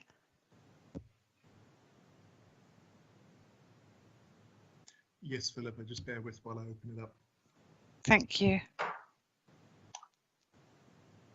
I don't want this to be too much of a running joke, but I was almost prepared to try then, but it just not. No, then you'll disappear out of the meeting. It wouldn't have worked. I was just asking for trouble, John. No, we did a belt and braces and sent it to Brent as well, so hopefully that will work. Okay, can you see that? Yeah. Yes, yes. Thank you, Brent. Thank you. So thank you. If you wouldn't mind moving it onto the next slide, that would be really handy. So ash dieback is a fungus. It's called Hynoscyphus fraxineus. It used to be called Chalara fraxinia, and it's actually the fruit bodies are really tiny, and it's been around in Europe since about the 1990s. It came from Asia. The trouble in Europe is that Fraxinus excelsior, the common ash, doesn't have the resistance to the particular disease, and we find that in a number of tree diseases that move around the world now, and not unlike coronavirus. So if we can move on to the next slide, please. So we just got some information. I think I won't go through this in any great detail, but it'd be useful for members to be able to refer to if it comes across, because it is going to have a really big impact on our. But basically, it stops the water being transmitted through the tree, and when that happens, obviously the tree can't grow. Branches die, the trunk dies, and then they can become brittle and it can fall over. So that's old branches fall off. That's our big concern. If you go on to the next slide, please. So the thing that we look for trees that are infected with ash dieback, the tree on the left is a healthy tree, and really it's hard to see all the way through the canopy. The tree on the right hand side is a tree that's properly affected by ash dieback. So it's a sort of disease that you can't pick out in the winter or the autumn. It's something that we have to look out for in the summer, which makes it a little bit harder to manage because of the that time limit. If you go on to the next slide, please. Just sort of one of the things. So we think there's about 1.2 million trees in North Somerset. We've done some previous work with volunteers where we did some sampling of tree sizes. We've also used the National Tree Map to give us a bit of an idea. Typically, local authorities own about 30% of trees in their district. That's, so that means there's about 400,000 trees, and about 20% of trees in North Somerset are ash. So we probably own 80,000 ash trees. I mean, that will range from saplings to the big trees that we see. So there is that That's a lot of trees. They are really common in our hedgerows and in our parks. They make up a big part of our woodlands. And so I think it's important that we don't stick to that number because it's based on sampling and we're not quite sure the error, but what we're talking about is a lot of trees. And we've already got it in the district. So we've had to fell some trees already this summer because of ash dieback. And we've got a programme of some removals through the winter trees that we identified during a summer survey. So whilst it's not on a massive scale in North Somerset, we are starting to see it, hence us wanting to bring it to members now to see what our plan is going forwards. Go on to the next one, please. So from a risk point of view, what can happen is that the tree will die because it can't basically absorb water. What that then weakens a tree and allows other fungus things to attack. So one of the problems we get is honey fungus. And now tree surgeons who are a kind of a confident bunch, they won't climb trees that are kind of more than 40% dead in the crown because they're really worried about their own safety and the stability of the tree. We've got lots of trees next to roadways. We've got lots of trees next to where people live and work. We've got to obviously maintain public safety, and so that means that we've got to start getting involved in removing trees because they become weaker because of some sort of pathogen infection of them. The next slide, please. And again, we can rush through this, but the ash trees are obviously a big feature of the landscape, and they really are a key part of the ecosystems of the area. There's lots of native, because they're native, there's lots of related animals and plants that are associated with it. So the loss of that particular tree could be a problem. Obviously, there's the impact on carbon storage as well. So the decline of the tree is, it will have a big impact on our landscape and so on. The next slide, please. I suppose the big question is there a cure? The answer to that is no. There is talk about how many are resistant, and we're kind of working on the premise that 90% of trees won't be resistant, and it might be as much as 95. Other surveys have said it might be 80%, but there isn't really a cast iron rule about it. That does mean that some of our trees will survive, which is great going forwards. One of our problems is managing them next to a highway. We can't hope that an ash tree will survive if we've got people's safety. So we have to be quite careful about that. But what we want to do is next summer is carry out a survey that will identify the number of trees, it will identify the extent of the problem at that time, it will identify ownership.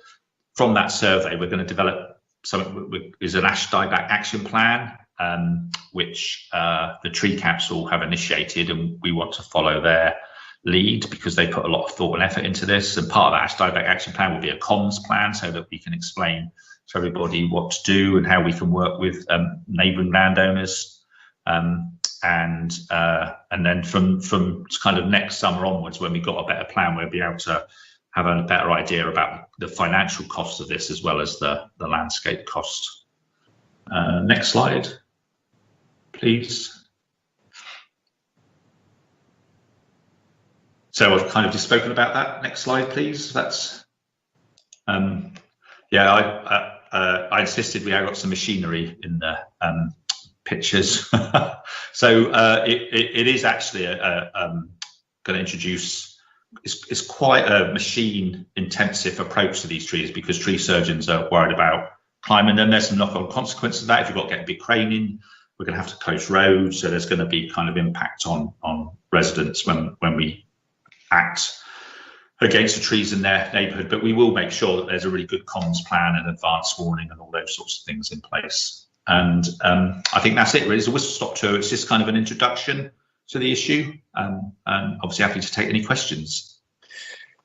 Thanks, John. Yeah, I noticed actually, I was looking at the Tree Council's toolkit, and I don't know, I must have followed a link to look. I saw what they were doing in Torbay they were also talking about that toolkit, and I mean, you're right. The comms around this, I think, is going to be really important. Again, as with everything, you know. And I think down there they'd launched a campaign which I think they called "My Tree, My Responsibility," and they were asking owners of trees, if you've got trees on your land, to actually look out for the signs of the disease, and then obviously flag that to the council, and all them, take the appropriate action themselves.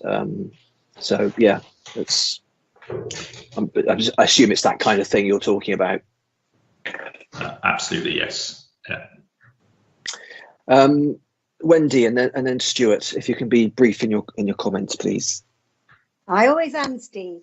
I think it's very important when North Somerset are having to fell some of our large ash trees that there is not just communication about the dangers or the road closure, but to make sure that it is known that that's why they're being felled, because people feel very precious about the large trees in the community.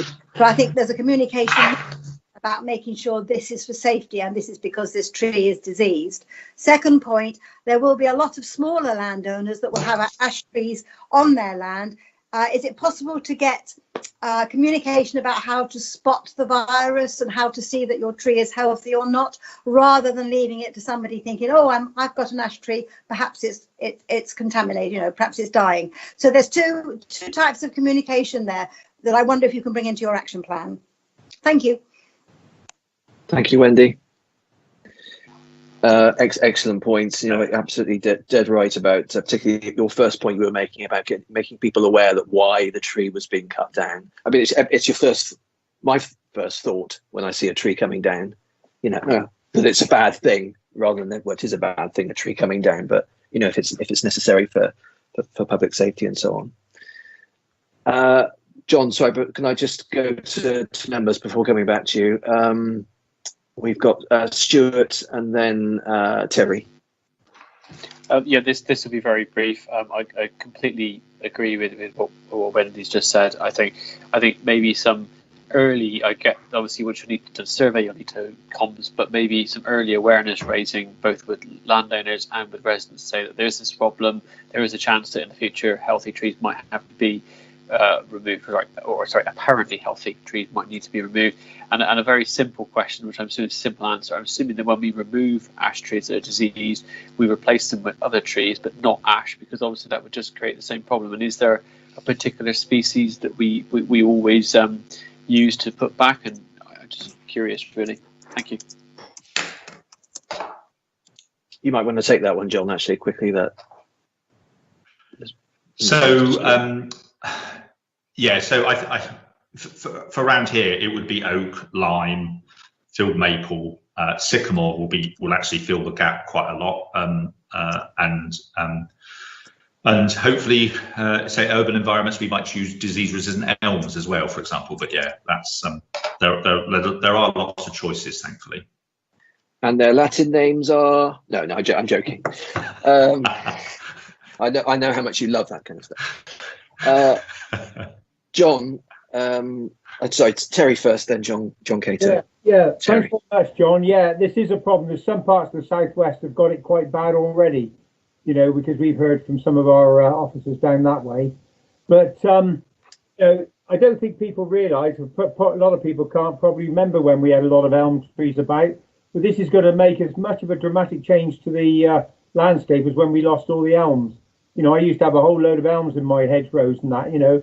I got some ash there now, and if they go, there's not a lot of it. There's an awful lot of around of these, but I forget what the other bit I was going to say. I can't remember now, John. I was going to make one other comment, but I've forgotten that now. I didn't write it down. Anyway, well done, John, for what you did. It is important that we do this survey and we see where we are with it. Thank you, Terry. John Cato. Thank you very much, Chair. And John Flanagan, thank you very much for your work on this. I want to pick up on what Wendy and also what Terry said about it. I do agree we need to do some communication about it, I think. I happen to have 2 trees which got self-seeded in my garden somehow or something like that. And they're both growing, and I thought I don't want them there anyway. And then what happened was I didn't do anything about it, and one of them started to die back. And I did an app on my phone. It tells me they're both ash. So one's still all right, one's completely crashing itself. So I guess I'd go. I really need to know what an ash tree looks like, what it looks like, what I should do about the fact that I've got one that's gone and the other one still seems to be alive.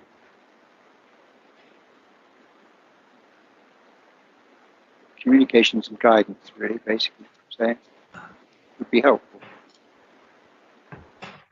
Okay. I can definitely. Sorry, Chair. Sorry. No, I was just going to say, can you take that offline, so to speak, and you can, yeah, follow that up afterwards. Yeah. Yeah. Okay. Thank you, members. Thank you, John. Thanks very much for bringing this to our attention. And obviously, we're very supportive of what the plan is for the survey and any subsequent action. And I think we take a keen interest in the comms plan around this in particular. If you could bear that in mind. Thanks very much. Okay, we're moving along swiftly to item, we're in double figures, item 10, face-to-face, the Town Hall Gateway, and Simone bringing a brief but I think quite important report to our attention. Thanks for hanging on, Simone. Over to you. Do you want to, I presume you haven't got a presentation, have you? Just speak to the report for a few minutes, if you will, and then we'll follow up. Thank you. Over to you. So, as Councillor Bridger said, the report is quite brief. It's because we're currently working on this area. It's something we're kind of looking at and developing our thinking on. So this is really a timely moment to bring it here to gain your views. So we closed the gateway obviously in March when we had lockdown, and we reopened it on the 7th of September. So we had a long period when the gateway reception was closed together with the library. So we opened up again in September, and we did that on an appointment only basis. So what we did was we asked people to call in, work out whether they need to come in to see us so that we could limit the footfall within the space. And in September, we had 11 appointments during that month. So it's sort of 3 weeks. And that was versus about nearly 3,000 appointments the year before. So looking at what was the kind of norm a year ago versus what's actually happened after lockdown. When we looked at what the 11 appointments were, 8 of those were people needing help completing a blue badge application. And if you have seen a blue badge application, they're quite long and complex. And you can understand why some people will struggle and need some support with that. So in October, we had a look at what the data was again, and we had 7 appointments during October. And again, those are all blue badge appointments. So this is definitely an area where people do need support, which is we've recognised. And then since lockdown now, we've had no appointments come forward at all.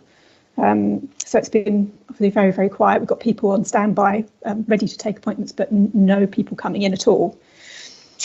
We've had a look at the complaints situation. So have we had people complaining about the fact that we're closed or we're offering an appointment only service? We had one appointment which came through via John Penrose, which was a lady who turned up at the door and didn't like that it was closed. That was during the original lockdown period, and couldn't find the post box. So we put notice on the door so people can find what they're looking for should they come to the door and want some support. So on the door, we do have the number for the library. You have the number for our switchboard, which allows you to get through to any service. And then it just gives details of kind of if you pop round the corner and you've got something to post, you can post it around the corner. So that's kind of the background of how we've got to where we are. So sort of by default, we've sort of developed our channel shift strategy without even trying. You know, we had an idea that we wanted to try and reduce face-to-face because it's obviously the most expensive channel, and only have face-to-face available for those that really needed it. And this has just created an opportunity where we could test that properly. So in terms of what we're thinking about the future, and as I said, we're just developing our thinking at the moment, is that we would offer an appointment-only service. So we wouldn't have just a desk open for people to come in and just ask whatever they want whenever they want. We would suggest that people call in. The calls will be triaged through our contact centres, who are the experts on those areas. And then if the issue can't be dealt with over the phone, so something like a blue badge application, for example, where someone needs support in a face-to-face way, then we would arrange them to come in and someone who's experienced in that area would be able to help them. As I said, we have recognised that blue badge is an issue in particular because it's been the majority of the appointments. We have been talking to libraries, and libraries would be willing to take on that service, which would be an improvement really, because it means people don't have to just come to Western. They could go to any library and get support with their blue badge application, which reduces them the need to travel into Western to get that support. So I thought that was really a positive step, actually, if that's really where the main need is. I have been talking to colleagues in housing and licensing, who are also areas who are using the gateway for face-to-face meetings. All of their appointments are now done over the phone. They have had no issues in dealing with their customers over at the phone. So as I've checked with those services, they do see that they could use appointments in the future. So they would see that as a possible way to go. But again, in a similar way, if they really can't deal with them in a face-to-face way, in the best way, sorry, over the phone, and the best way is face-to-face, then they would arrange to see them. So that's definitely something they're looking at and considering. So I don't think anyone's saying no, but we're saying let's see the people that we really need to see. I was asked a question earlier by Councillor Bridger about whether we have MTFP savings related to this, and I have done some research since we talked.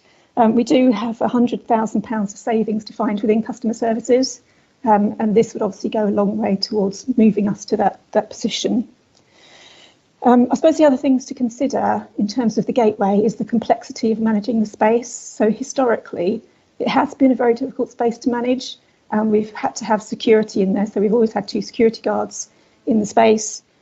We have banned and warned many customers, so we've got a banning and warning policy, and we've had to ban a fair number of people from the space. We've had vandalism, so it has been a very complex space to manage, and being more slick about how we have people in the space would be really helpful, and would be reduce costs in different areas. For example, security and in terms of reducing vandalism. So it's kind of there are lots of benefits around it.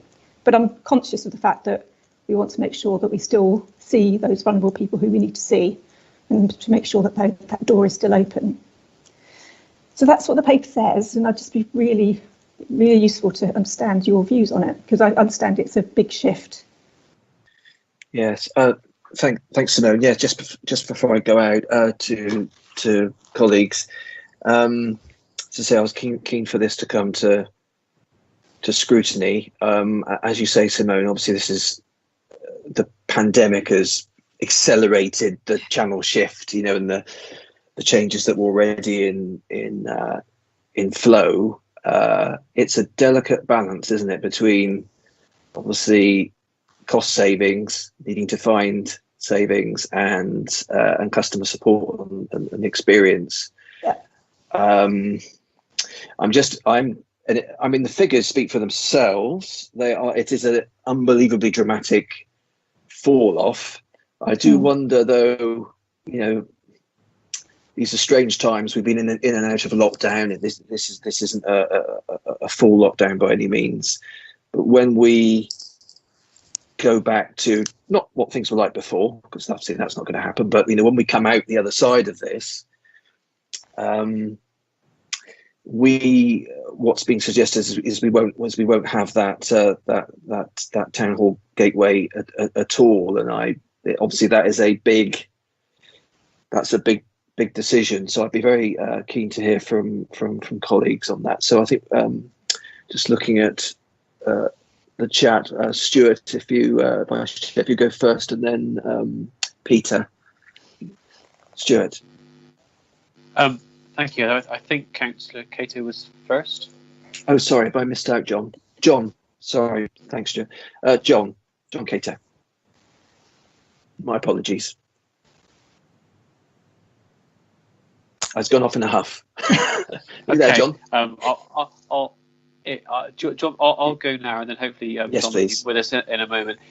First of all, echo your point, Steve. Really, is that obviously yes, the data demonstrates a real trend, but how soft is that data? I mean, when some sort of normality comes back, there is a risk that people will want to go back to face-to-face services again. And I think there is a risk that we make a decision based on this data that we could get ourselves in difficulty as well.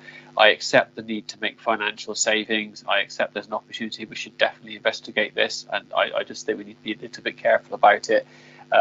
Also, because we'll be seen to be doing it, because unfortunately that some will, rightly or wrongly, see this as purely an exercise of the council trying to save money.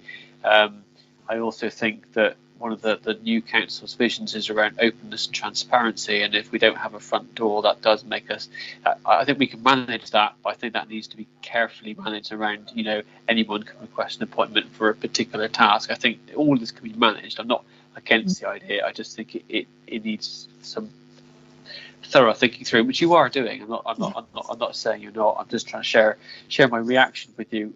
Hopefully it will help.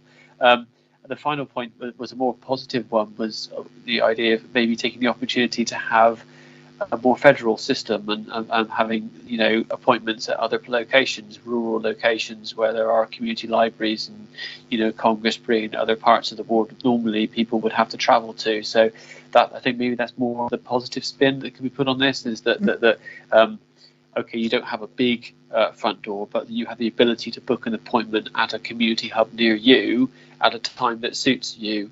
So I think that, you know, that will deal with some of the potential negativity I've sort of outlined in the first bit of my statement. So I hope that thinking was useful to you. Thank you. Thank you. May I reply? Is that okay? Yes. Yeah. And so I was just, I know you said that when the doors will open, people may want to go back to face-to-face services, and it's that balance between want and need, isn't it? You know, you can open the doors and everyone will come in because it's a nice thing to do and they're in town, and it's that balance, isn't it? It's a very hard balance to make between what we can afford to do and what's the right thing to do, isn't it? It's a very difficult dilemma. I really do understand that. It is, but I think that as much as everyone's had to go online for necessity, people will also come out of this feeling that they've really missed social contact with human beings. Yeah. So I take your point, but there are other needs that are served by visiting people and seeing people in face-to-face. Yeah.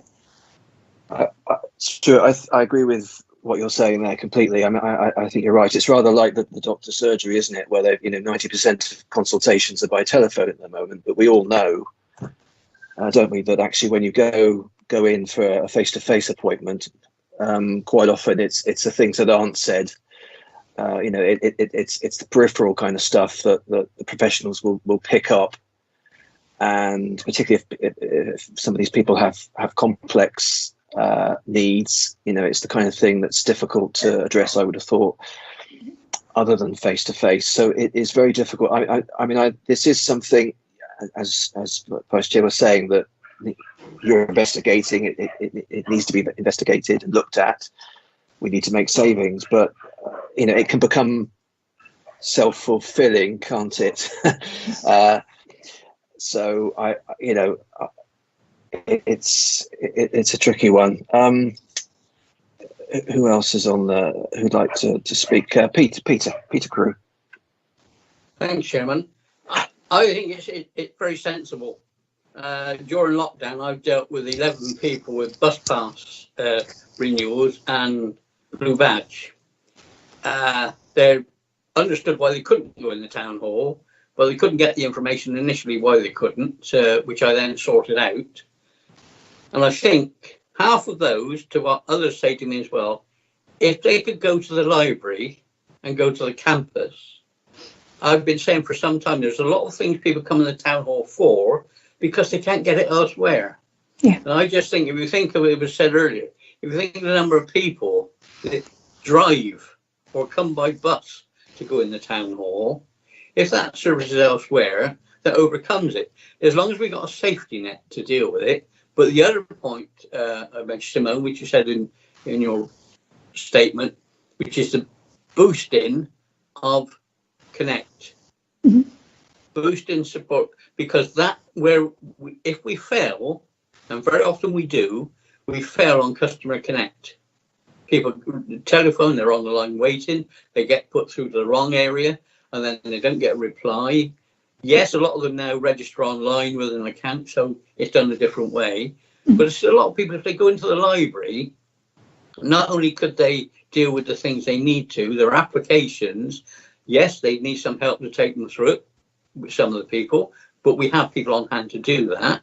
Places like the campus, for example, which is excellent because it's got individual rooms that people can go into. I just think it's a good way forward. I think what this has taught us is there are better ways of doing it, which eases the burden of travelling, eases the burden of having to staff things. And yes, I was involved back in some of the problems that we had when we were normal. The number of times people had to have the police escort them out.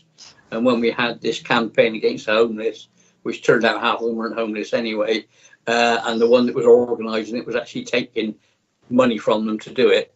I just think this is a good and safe way forward. And as long as we got the catch net in place to deal with the ones that we need to, I just think it's a no-brainer. It's a good way of saving money and improving the flow. And actually, if you think of places like Paul has said, actually giving those people at that end of the district the chance of being able to do this locally rather than have to come to Weston. So I think it's a win-win. Thank you. Thanks, Peter. Any more comments from colleagues? Councillor Cater's hand is still up. John?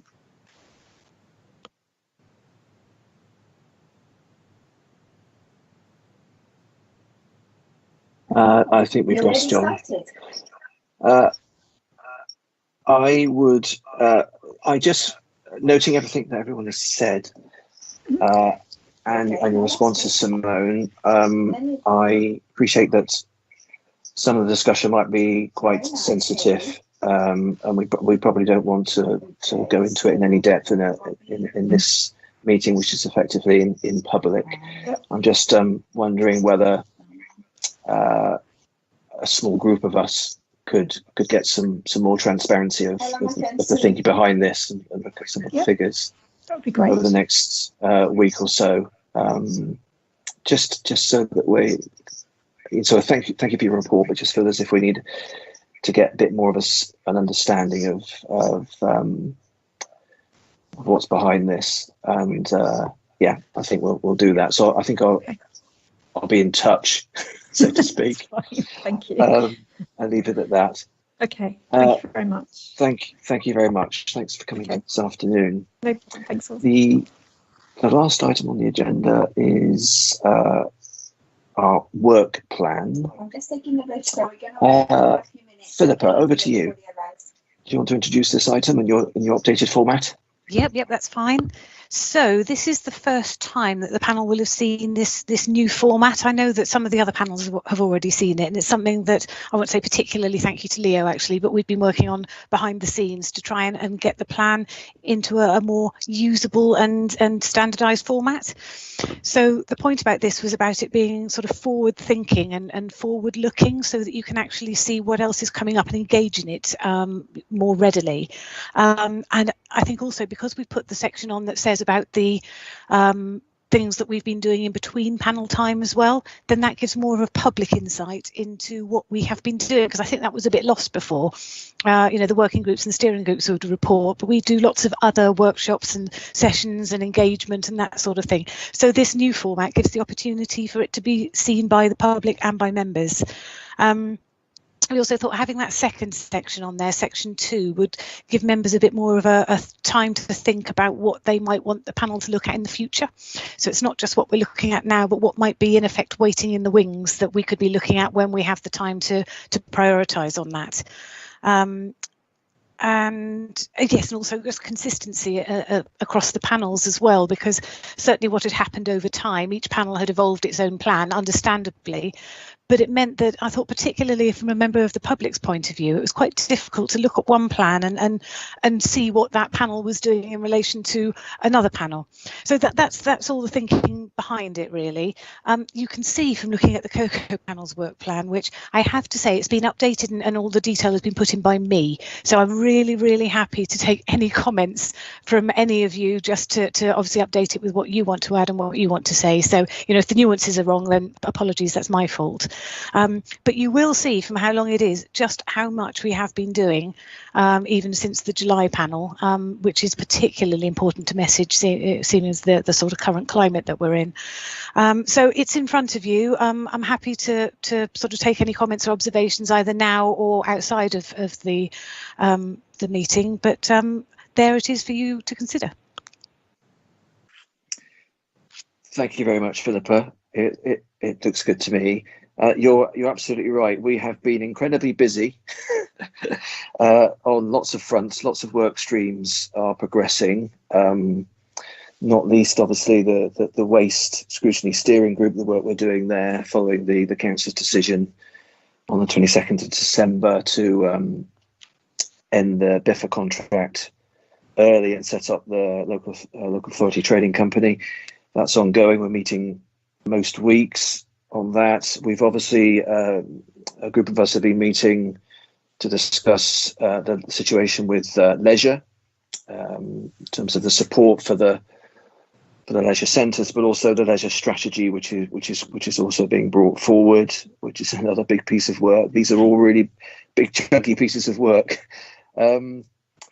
I've already mentioned the strategic asset and accommodation management plan. We have an all-member briefing on that. I think that is definitely something which all members need to be aware of and feel able to inform that piece of work. The date for that, Philippa, was it the 2nd of December? 2nd of December. Yes. Yeah, the time hasn't been arranged yet, but the 2nd is the date. We'll send something out.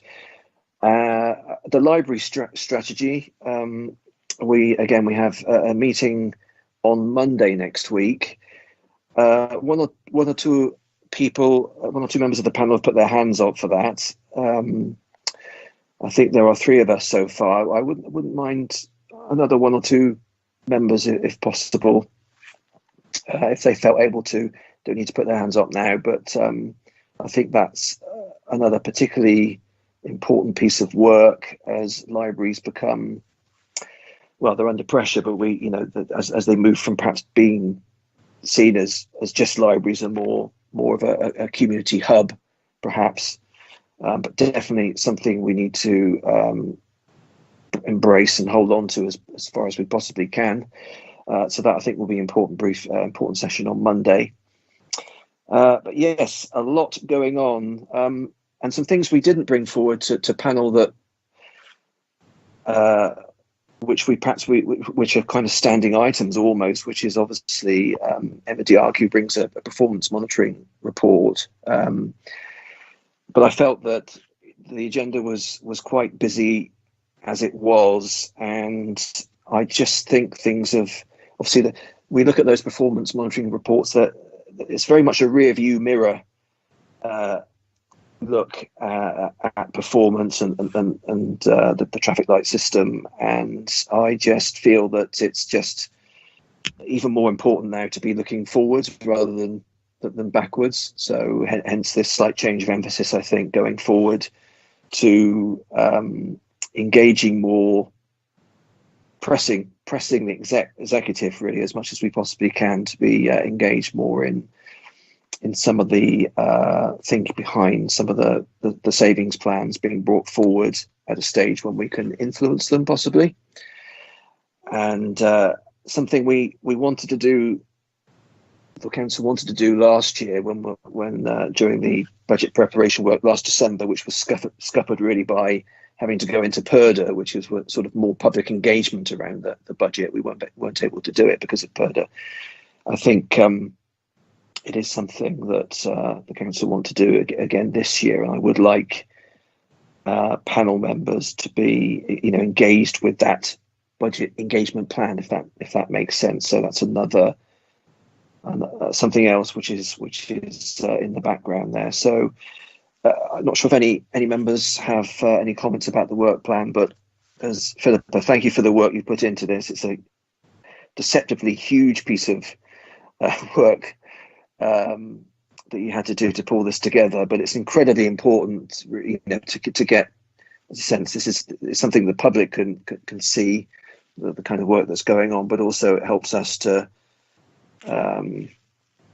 get an oversight of all the work that's happening that otherwise might be quite fragmented. So thank you for that. I can't see any comments from members, but Councillor Crewe wants to speak. Thank you, Peter. Thank you, Chairman. Are you now a chair? Or have you been turned out again? Yes, I had to move, but I was hoping to do that seamlessly and without anyone noticing. Can you not see me? No, we're looking at a chair. I can see you. Right. I can see anyway. you. Anyway, Chairman, I think you're first bringing out 2 points from the work plan. The work the ICT group has done, I think we've now got to a point where we have all but one member sorted in terms of being able to get into meetings. And that one is one that we can do nothing about at the moment because it's down to the cables to the house. So I think that's a positive way. We did, as you know, we looked at hybrid meetings, which we found wouldn't work. But at least we've got to the point now where the six members that had problems, we're down to solving 5 out of the 6. The other one is on community safety, Chairman, where we had that all-member one last week to go through the other public space protection orders that we want to do. That was well received, questions answered. That will now go out for consultation for 28 days.